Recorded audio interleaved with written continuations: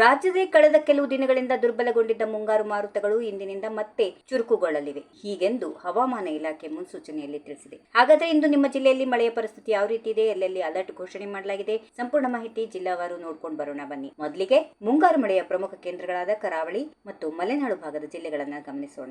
ದಕ್ಷಿಣ ಕನ್ನಡ, ಉಡುಪಿ ಮತ್ತು ಉತ್ತರ ಕನ್ನಡ ಈ ಮೂರು ಕರಾವಳಿ ಜಿಲ್ಲೆಗಳಿಗೆ ಇಂದಿನಿಂದ ಮುಂಗಾರು ತೀವ್ರಗೊಳ್ಳಲಿದ್ದು ಹಲವು ಕಡೆ ಭಾರಿ ಮಳೆಯಾಗುವ ಸಾಧ್ಯತೆಗಳಿವೆ. ಹವಾಮಾನ ಇಲಾಖೆ ಈ ಜಿಲ್ಲೆಗಳಿಗೆ ಯೆಲ್ಲೋ ಅಲರ್ಟ್ ಘೋಷಣೆ ಮಾಡಿದೆ. ಕಡಲ ತೀರದಲ್ಲಿ ಗಾಳಿಯ ವೇಗ ಹೆಚ್ಚಾಗಿರಲಿದ್ದು ಮೀನುಗಾರರು ಎಚ್ಚರಿಕೆಯಿಂದ ಇರಲು ಸೂಚನೆ ನೀಡಲಾಗಿದೆ. ಕೊಡಗು, ಶಿವಮೊಗ್ಗ, ಹಾಸನ ಮತ್ತು ಚಿಕ್ಕಮಗಳೂರು, ಮಲೆನಾಡಿನ ಈ ಜಿಲ್ಲೆಗಳಲ್ಲಿ ಮುಂದಿನ 3 ದಿನಗಳ ಕಾಲ ಭರ್ಜರಿ ಮಳೆಯಾಗುವ ಮುನ್ಸೂಚನೆ ಇದೆ. ಘಟ್ಟ ಪ್ರದೇಶಗಳಲ್ಲಿ ಗುಡುಗು ಮತ್ತು ಬಿರುಗಾಳಿ ಸಹಿತ ಸಾಧಾರಣದಿಂದ ಭಾರಿ ಮಳೆಯಾಗಲಿದ್ದು ಇಲ್ಲಿಯೂ ಕೂಡ ಹಳದಿ ಜಾಗರೂಕತೆ ವಹಿಸಲು ತಿಳಿಸಲಾಗಿದೆ. ಬೆಂಗಳೂರು ನಗರ ಮತ್ತು ಗ್ರಾಮಾಂತರ ರಾಜಧಾನಿ ಬೆಂಗಳೂರಿನಲ್ಲಿ ಇಂದು ಸಾಮಾನ್ಯವಾಗಿ ಮೋಡ ಕವಿದ ವಾತಾವರಣ ಇರಲಿದ್ದು ಸಂಜೆ ಅಥವಾ ರಾತ್ರಿಯ ವೇಳೆಗೆ ಹಗುರದಿಂದ ಸಾಧಾರಣ ಮಳೆಯಾಗುವ ಸಾಧ್ಯತೆಗಳು ಇರುತ್ತವೆ.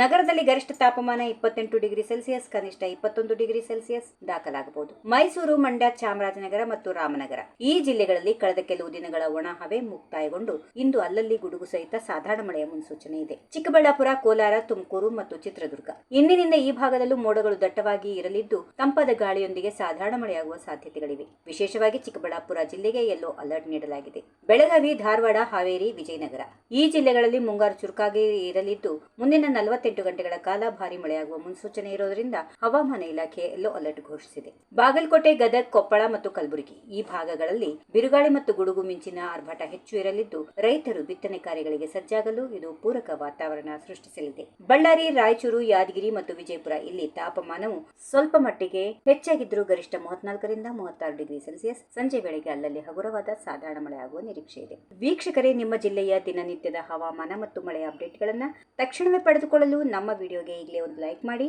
ಹಾಗೆ ನಿಮ್ಮ ಸ್ನೇಹಿತರೊಂದಿಗೆ ಇದನ್ನು ಶೇರ್ ಮಾಡಿ. ನಮ್ಮ ಚಾನೆಲ್ ಅನ್ನ ಈಗಲೇ ಸಬ್ಸ್ಕ್ರೈಬ್ ಮಾಡಿಕೊಳ್ಳಿ. ದಯವಿಟ್ಟು ಬೆಲ್ ಐಕಾನ್ ಕ್ಲಿಕ್ ಮಾಡಲು ಮರಿಬೇಡಿ. ಧನ್ಯವಾದಗಳು. If you like this video, ಬೇಗ ಲೈಕ್ ಮಾಡಿ, ಕಾಮೆಂಟ್ ಮಾಡಿ, ಶೇರ್ ಮಾಡಿ ಹಾಗೂ ಯೋಯೋ ಟಿವಿ ಕನ್ನಡವನ್ನು ಸಬ್ಸ್ಕ್ರೈಬ್ ಮಾಡಿ.